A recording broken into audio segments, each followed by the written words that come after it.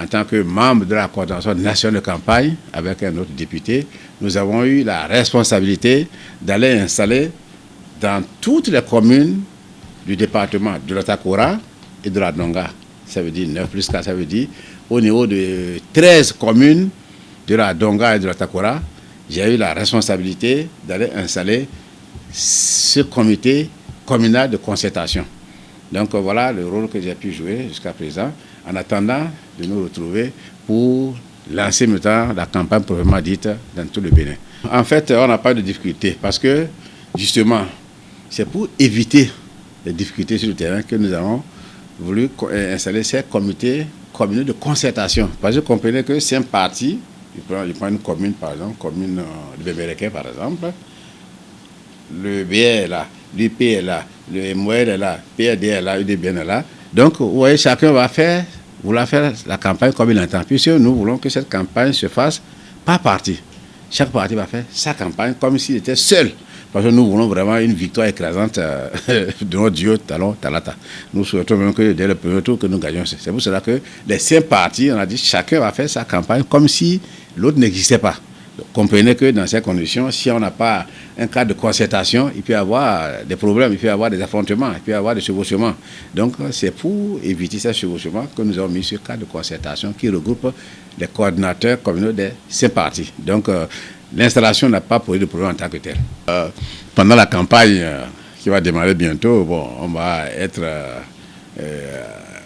aux côtés des populations. On va entendre ces questions-là. Les griefs qui nous reprochent, tout ça, on le saura. Mais de façon générale, bon, les problèmes posés par les populations avaient déjà été posés lorsque le président de la République, Patrice Talon, avait fait le tour des 77 communes. Qui vous souviennent, hein, il a parcouru toutes les communes, 77 communes.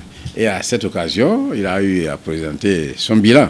Et beaucoup de choses ont été faites. Hein, les populations, je ne veux pas, je ne sais pas que je dis le tire le drap de notre côté. Hein, les populations ont compris que le président Talon est un développeur, c'est quelqu'un qui pense à la population. Parce que quels sont les problèmes souvent récurrents dans les problèmes d'eau? Vous savez, on était avant 2016 à un taux de 42% de couverture. Mais à la date d'aujourd'hui, nous sommes à près de 70% de couverture d'eau. Et ça continue. Même pendant que nous continuons, nous avons commencé la campagne là, mais il y a des forages qui sont en train d'être posés, d'être faits du moins. Donc, vous voyez, les populations dans les villages manquent d'eau. Ça se règle.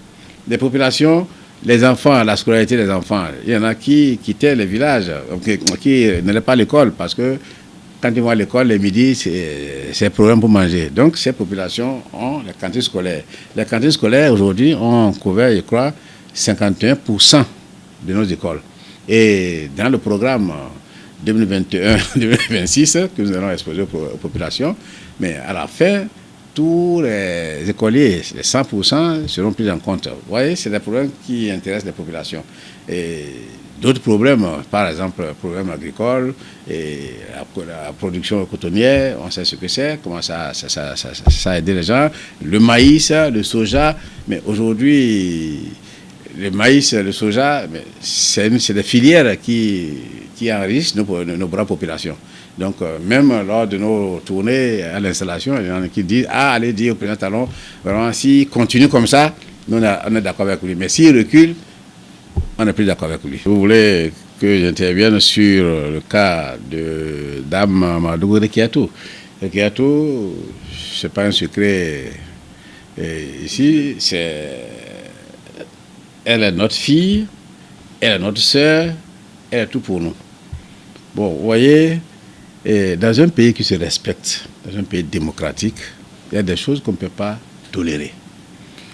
Et tout ce que nous avons fait, toutes les préparations des élections, ont été sur la base des lois de la République, et le code électoral en particulier. Donc, lors des dépôts, après l'étude des dossiers, la Sénat a estimé que c'est 3 duos qui ont rempli les conditions. 3 duos uniquement qui ont rempli les conditions. La Sénat n'est pas une institution politique, hein. Elle est une institution administrative et technique. La Sénat n'applique que les lois. Donc la Sénat a dit que c'est 3 qui sont conformes, 3 dossiers qui sont conformes. Bon, à partir de cet instant, qu'est-ce qui reste aux autres partis? Il semble qu'il y a 21 dossiers, je crois, 21 candidats. Allez, si mes souvenirs sont exacts, dont les démocrates. Qu'est-ce qui reste à ma soeur, à ma fille qui est Madoukou, au sein de son parti? C'est de prendre acte. Parce que une fois que la Sénat a déclaré non conforme le dossier, mais c'est fini, il n'y a plus rien d'autre à faire. Nous travaillons dans un pays démocratique, dans un pays qui a des règles, qui a des lois qu'il faut respecter. Toute personne qui veut aller au-delà de cette règle, de cette loi, s'expose à sa rigueur. Donc, quand j'entends des propos sans les démocrates, il n'y aura pas d'élection présidentielle. Sans les démocrates, que le président Talon sache que au soir du 5 avril, il est parti. Quand on voit tout ça là, ça c'est des menaces. C'est des menaces, on se demande, mais sur quoi comptent ces démocrates pour faire de telles déclarations dans un pays démocratique où la loi doit être respectée. Bon, bref, revenons sur Madoukou Dikiatou. Moi, je pensais qu'elle aurait pu se dire, bon, c'est pas la fin du monde. Chez nous, en Bariba, on dit, lorsque une année te terrasse, tu attends l'année suivante. J'ai traduit le Bariba comme ça, là.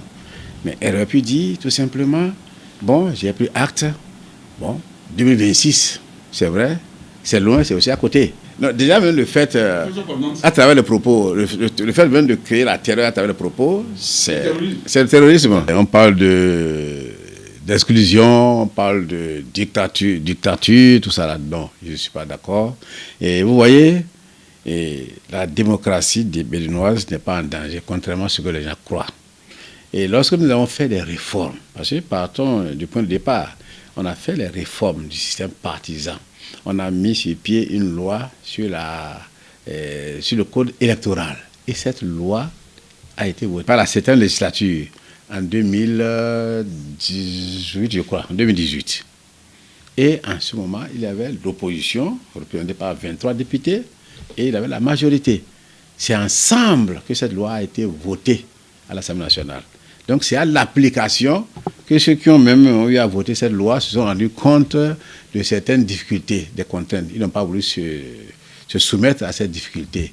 Je me souviens bien même le jour qu'on déposait un dossier, la veille même pour les législatives à la Sénat, mais des partis d'opposition, des membres, certains membres, je ne les citerai pas, sont venus décourager. Non, ne déposez pas. Ah non, non, on va mettre de côté, on va empêcher.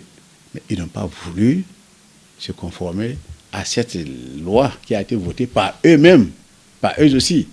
Donc c'est ça qui a fait qu'aujourd'hui on parle de 2 partis à l'Assemblée nationale. Moi je ne me reconnais pas député nommé député Gaudieu, hein, ça je le dis, je l'ai toujours dit, c'est l'opposition qui s'est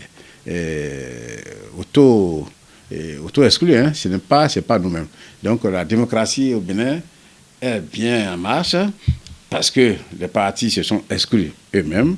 Ils n'ont pas pu assister et ils disent aujourd'hui qu'il y a terrorisme. Non, pas du tout. Même ce que nous venons de faire, bon, les débats ont évolué. Hein.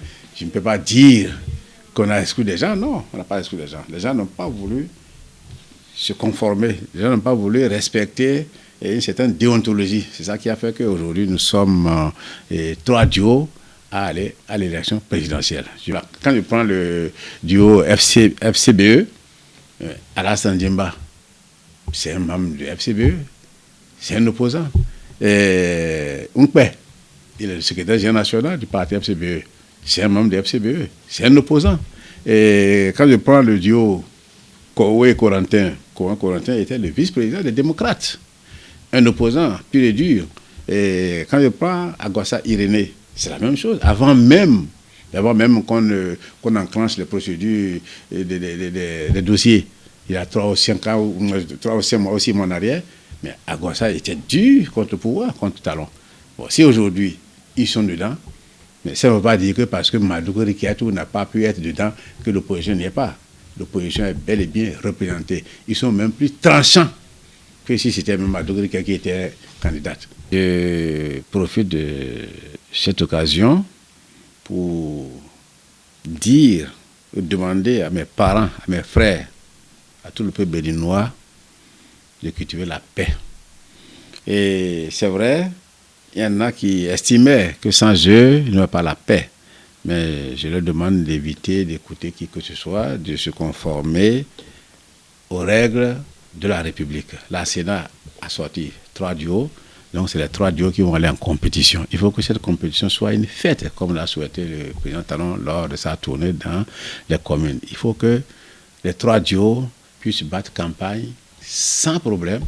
Il faut que les 3 duos se déplacent dans tout le Bénin, partout où ils vont se présenter, qu'on les accueille. Et que ce soit une fête, comme l'a souhaité le président, je le disais tout à l'heure. Et à la fin, que le meilleur gagne. Le meilleur, vous pouvez dire que je tire le drap de mon côté, le meilleur, c'est mon candidat, c'est moi qui parle.